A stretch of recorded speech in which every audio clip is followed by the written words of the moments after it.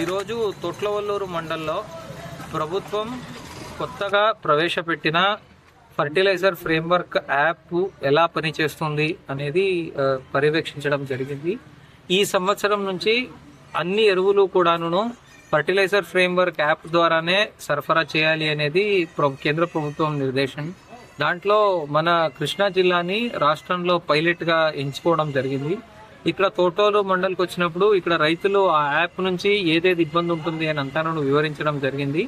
ఆ సమస్యలన్నీ కూడాను సత్వరంగా పరిష్కారం చేసి రైతులందరికీ కూడాను ఇబ్బంది లేనట్టు యూరియా ఇచ్చడానికి అన్ని చర్యలు చేపడతాము. యూరియా గురించి ఏ రైతు కూడా ఆందోళన చెందే అవసరం లేదు. మనకు సరిపడనంత యూరియా స్టాక్ ఉంది. బట్ ఓన్లీ థింగ్ ఏమంటే యాప్ ద్వారానే కొనుక్కోవాలి కనుక, యాప్ ద్వారానే విక్రయించాలి కనుక, ఆ యాప్ కొత్తగా వచ్చింది కనుక యాప్ లో ఏదైనా సమస్యలు ఉంటే మనం 1-2 రోజులు దాన్ని పరిష్కరించేదానికి కొంచెం అటు ఇటు అవుతుంది. దానికి రైతులందరూ కూడా సహకరించాలని కోరుకుంటున్నాం. Thank you.